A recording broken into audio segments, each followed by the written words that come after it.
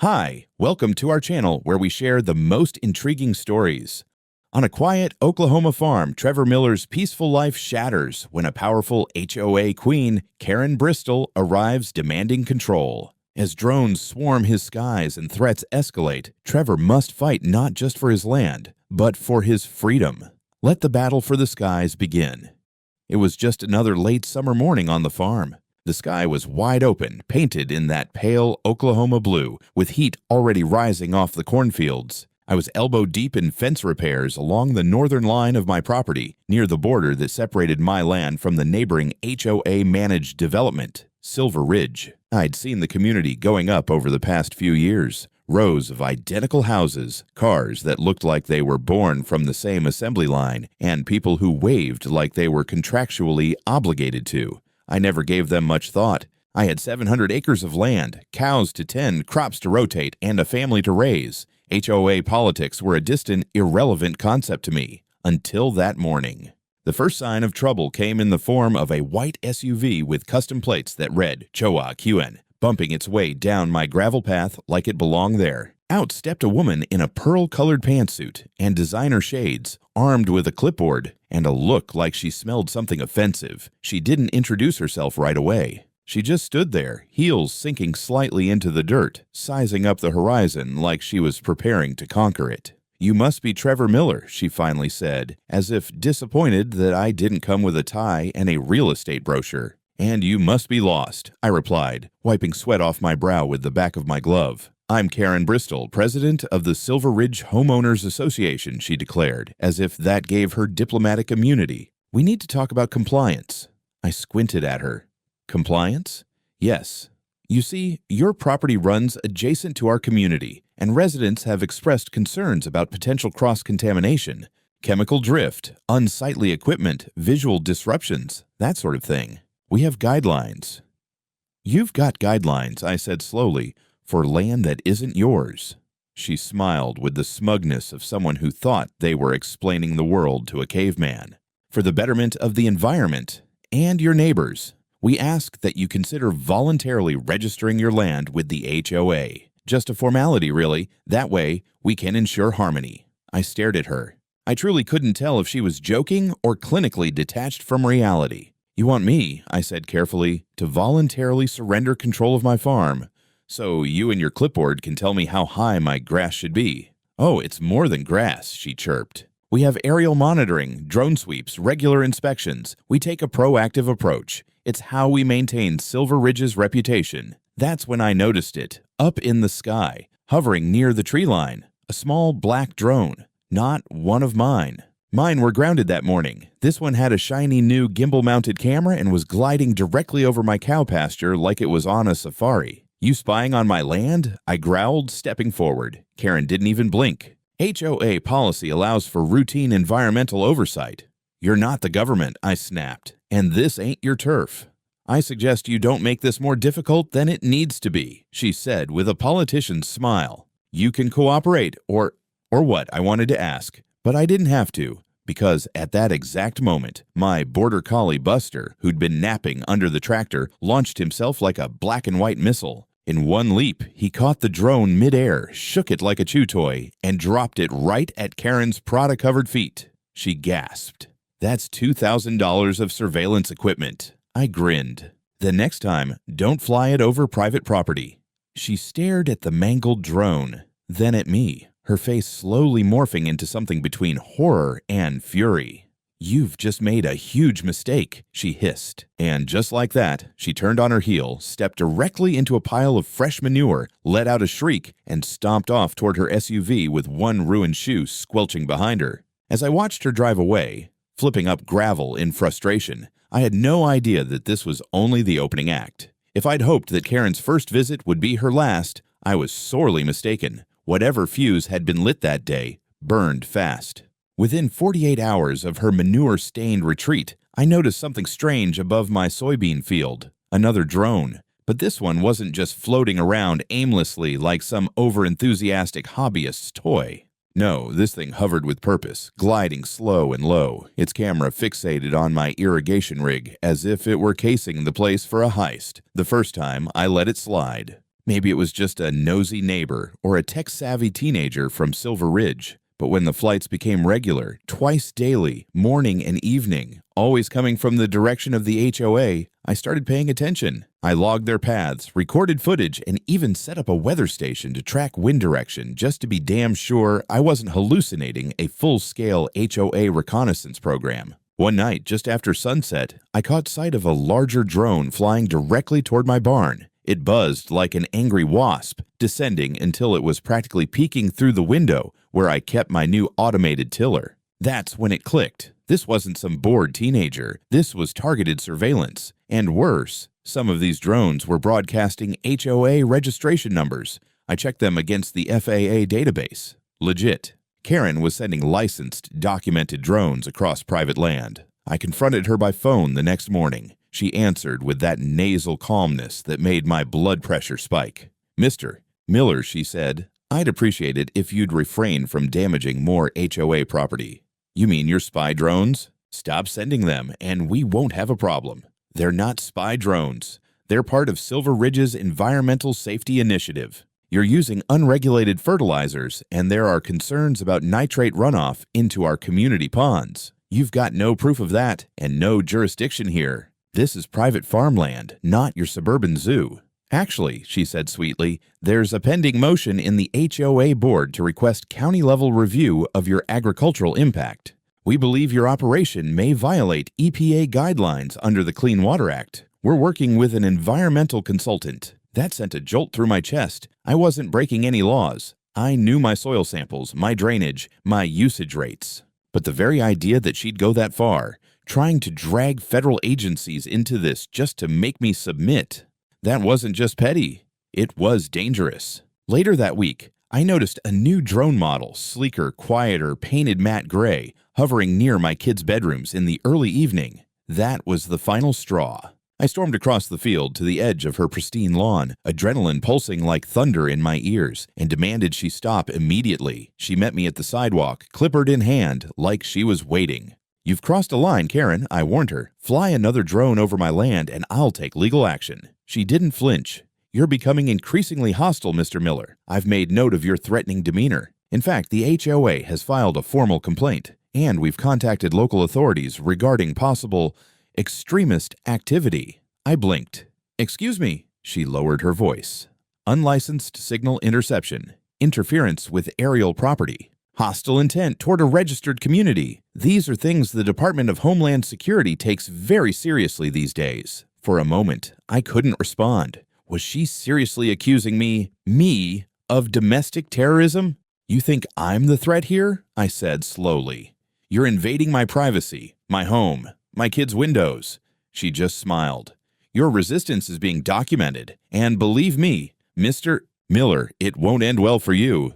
That night, I sat on my porch with Buster at my feet, staring into the dark, open sky. Somewhere out there, a tiny blinking light hovered again, watching. And I knew, if the law wouldn't stop her, I'd have to find another way. I always thought of myself as a man of the land, not some tech genius or anti-surveillance warrior. But desperate times, as they say, make strange engineers. After Karen's accusation of extremist intent, and the 5th drone in 3 days hovering just feet above my barn roof, I realized that logic and law weren't going to solve this. I needed something practical, something untraceable, something powerful enough to swat her little spy birds out of the sky without leaving a digital fingerprint behind. Enter Dale, my old army buddy turned tinkerer, conspiracy theorist, and, conveniently, a specialist in communications equipment. I drove out to his trailer, past a rusted tank and a satellite dish duct taped to a tree. Dale opened the door, shirtless, holding a soldering iron like a cigarette.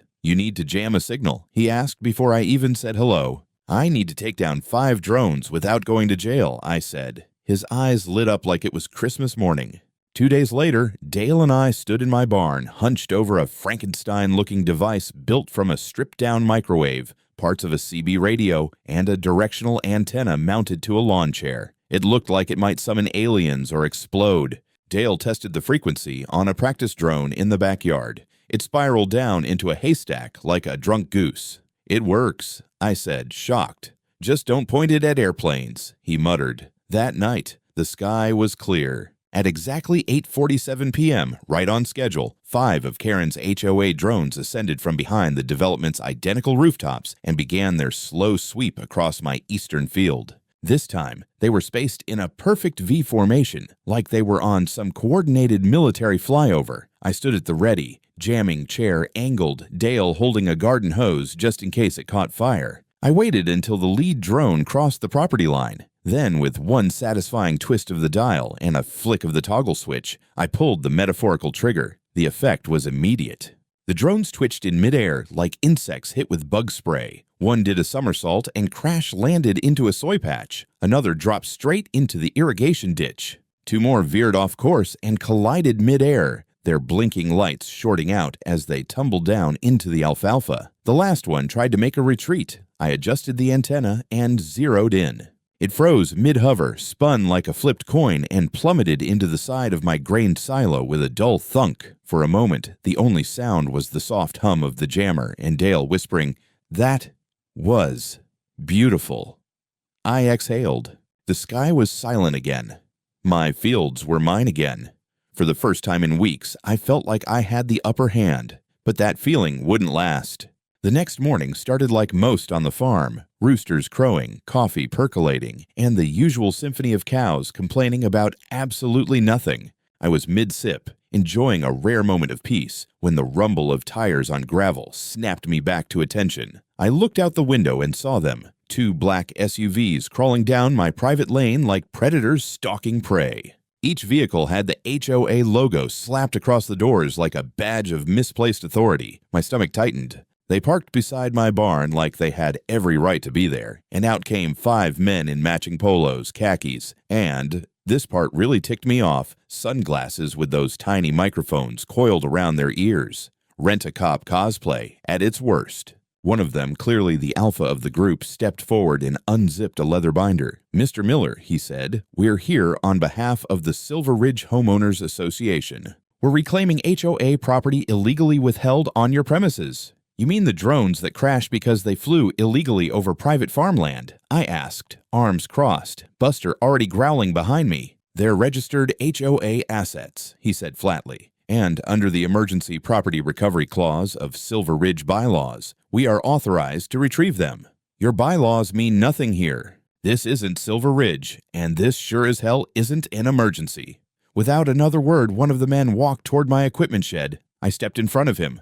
"Turn around, now."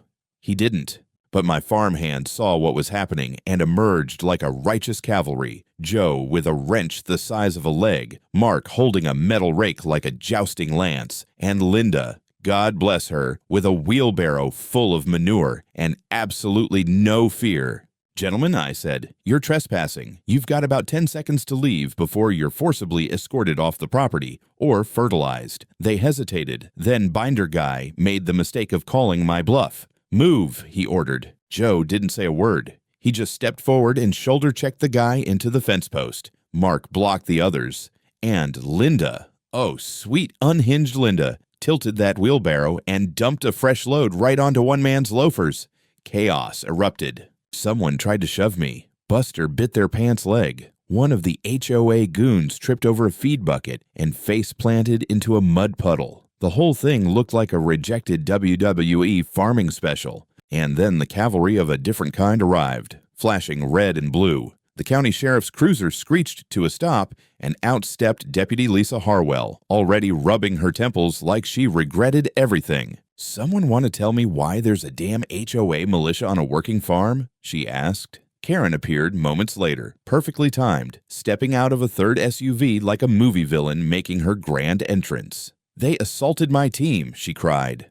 "He's hiding stolen property. I've got footage of your drones trespassing. Want to add perjury to the list?" I asked, holding up my phone. Lisa sighed. Everyone shut up. "I'm calling Judge Thacker." Within 10 minutes, the deputy confirmed what we already knew. Karen and her security team had no legal authority. Not here, not ever. Karen's face twisted in rage, but all she could do was sputter as Lisa calmly handed her a citation for unlawful entry and referred the HOA to civil court if they wanted their toys back. As the SUVs backed out and my farm hands celebrated with exaggerated victory poses, I couldn't help but think, The more Karen pushed, the deeper she dug her own grave, and she was just getting started. The courthouse in Grady County isn't much. Plain brick, old wood benches, and a faint smell of stale coffee. But that day, it felt like the center of the known universe. Reporters with mics, folks from neighboring farms, HOA members clutching clipboards like shields, and even a few college kids with drone-down Karen t-shirts had packed into the gallery. The bailiff looked overwhelmed before we even started. This wasn't going to be just another zoning dispute. This was a showdown. On one side, Karen Bristol strutted in like royalty, dressed in an all-white pantsuit, her blonde bob sculpted to perfection.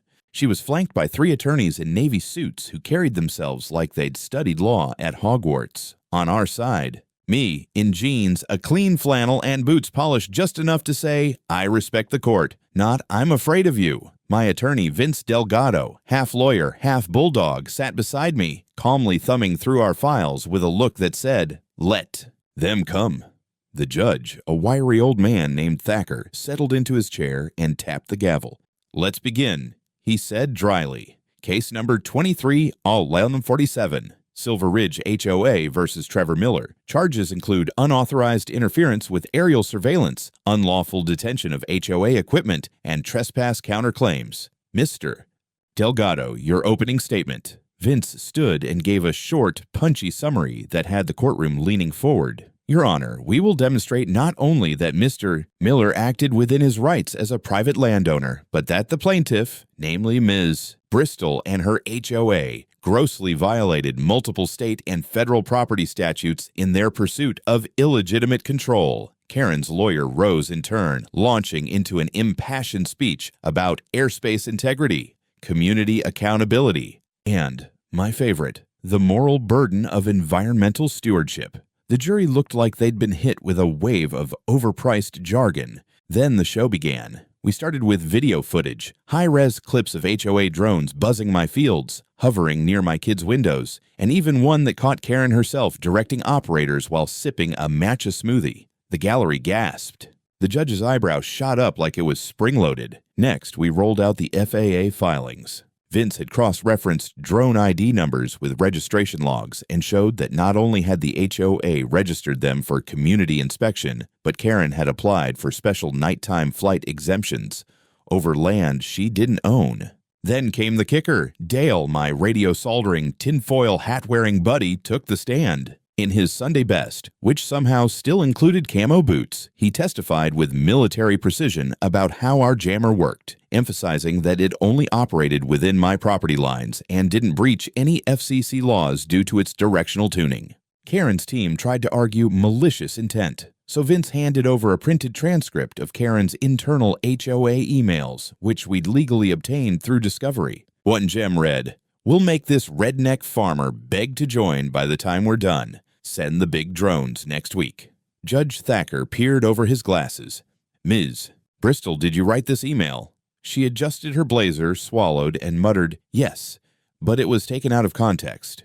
"Do you think the context would improve it?" he asked. Laughter erupted. Even the bailiff chuckled. After 4 days of testimony, Judge Thacker delivered his verdict, clear, decisive, and louder than I expected. "Karen Bristol, you and your association violated state trespassing laws, FAA drone operation protocols, and engaged in harassment under civil statute. Your equipment was not unlawfully detained. It was forcibly landed by your own arrogance." The courtroom exploded. Applause, cheers, and someone in the back yelled, "Free Buster!" apparently referring to my dog, who'd become a local hero. The judgment. HOA to pay $200,000 in damages and legal costs. Karen removed as HOA president, effective immediately. A formal apology to be published in the local paper.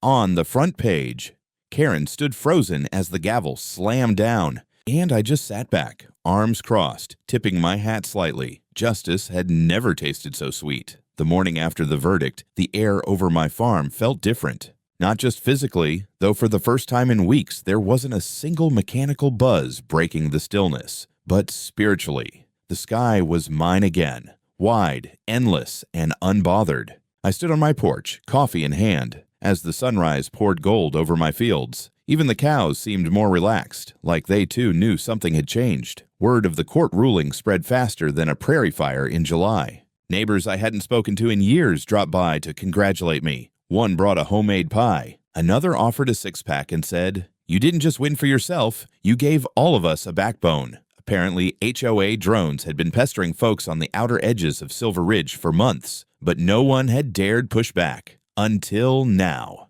That Saturday, I organized a good old-fashioned farm cookout. Not to gloat, but to celebrate. We set up long wooden tables, grilled brisket and corn, and filled a cooler the size of a bathtub with iced beer and soda. Kids chased chickens, adults shared Karen horror stories, and Buster, the border collie, wore a tiny cardboard drone taped to his back like a trophy. Someone even printed t-shirts that said, "Keep your HOA off my FAA." At sunset, I made a quiet stroll out to the northeast corner of the property where I'd installed a brand new sign. It stood 12 feet tall, painted bold red and white. "Private farmland. This is not HOA airspace. Trespassing drones will be grounded." It had already gone viral online thanks to Dale's video montage of the drone takedowns, complete with slow-motion crashes and dramatic music. Views had passed 2 million in 3 days. People from out of state were commenting things like, "This man is a national treasure, and I didn't know Oklahoma had Avengers." Karen, last I heard, she was liquidating personal assets to help the HOA pay the damages. Her Tesla had been replaced with a used sedan, and someone told me she was spotted arguing with a Best Buy clerk about drone return policies. A few HOA board members quietly reached out, apologizing, distancing themselves, and hinting at reforms. I told them what I tell everyone now. I'm not your enemy. I'm just a guy who wants to run his farm in peace. Respect that, and we'll get along just fine. Later that evening, I sat back in my lawn chair, plate of ribs in one hand, cold beer in the other, watching the stars blink into view above a sky finally free from buzzing eyes. No more surveillance. No more threats. Just peace, barbecue, and a well-earned slice of sky. About a month after the dust had settled and the drones were officially out of commission, the folks in town came up with an idea. They wanted to throw an event in honor of what they jokingly dubbed the Battle of Airspace Hill. At first, I thought they were pulling my leg, but no. Flyers started going up in the post office and diner. Local teens made memes. Even the mayor called me personally, half laughing, half serious. "Trevor, we're making it an annual thing." And so, Judgment Day for the HOA was born. They held it right on the edge of my property, next to the old grain silo where one of Karen's drones had smacked nose first during the big takedown. We left the dent in the metal as a monument. Someone even painted a halo and wings around the crash site with the caption, "In Memoriam, Drone Number 5. She never saw it coming." There were games. Kids lined up to take turns jamming cardboard drones with foam launchers. A dunk tank featured a volunteer dressed as Karen. Her bob was a mop, her glare drawn on with eyeliner. Dale ran a booth called Design Your Own Jammer, which mostly involved junkyard parts and wild ideas. My favorite moment. A dramatic reenactment play titled Karen and the Sky Tyranny. Local actors, bad wigs, and over-the-top accents. One scene showed Karen shouting into a bullhorn, "You must comply," before being chased off stage by a cow with property rights spray-painted on its side. Even Sheriff Harwell showed up, sipping sweet tea and laughing like she hadn't in years. "You know," she said, nudging me, "in all my years wearing a badge, I've never seen a drone war end in a pie-eating contest." And that's how it wrapped up. Good food, bad reenactments, and the kind of laughter that only comes after surviving something. Absurd, frustrating, and a little ridiculous. Karen herself didn't show, of course, but rumor had it she'd moved back in with her sister out in Arizona, where drones don't cross property lines without asking nicely. Before the night ended, I took a mic on the makeshift stage. I wasn't planning on speaking, but the crowd chanted my name until I had no choice. "I didn't start this fight," I said, "but I finished it. Not with fists or lawyers, but with stubbornness, friends, and a dog who hates loud buzzing." They cheered. Someone tossed me a beer mid-sentence. "I hope you all remember something," I added. "You don't have to be loud or rich or powerful to stand your ground. You just have to know it's yours." Applause. Whoops! Even a few tears. I looked out over the smiling faces, the silly signs, the dimming sky. For the first time in a long time, I felt something more than just victory. I felt free.